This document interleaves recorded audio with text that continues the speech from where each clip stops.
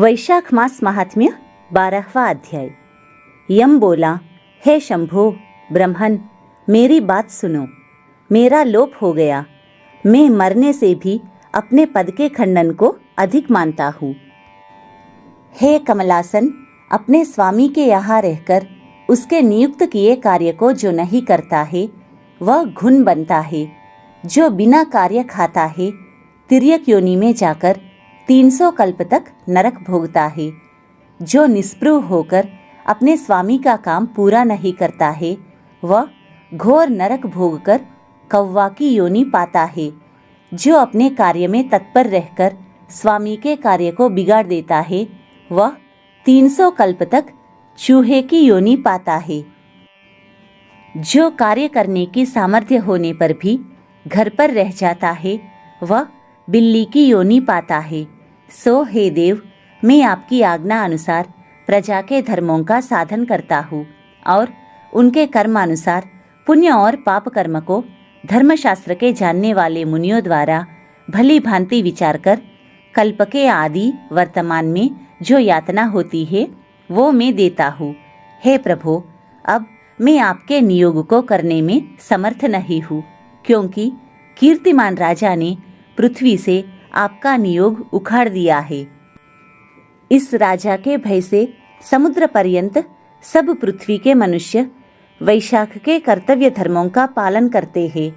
प्रजा ने सब पितृश्वरों की पूजा, अग्निष्टोमादि यज्ञ, तीर्थ यज्ञादि सब शुभ कर्म, सांख्य योग, प्राणायाम करना, होम और स्वाध्याय का नाम लेना तक छोड़ दिया और अनेक प्रकार के पाप करने पर भी उनके वंश के, माता के वंश के और ससुर तक के वंश के 26 पीढ़ियों तक के पितृश्वर सब पापों से मुक्त होकर दिव्य देह धारण कर मेरा मार्ग छोड़कर विष्णुलोक में हरि भगवान के पास चले जाते हैं। अतः अब इस काम पर मुझको रखने की आवश्यकता नहीं है। यह आपका दिया हुआ दंड और पट आपके चरणों में रखा है।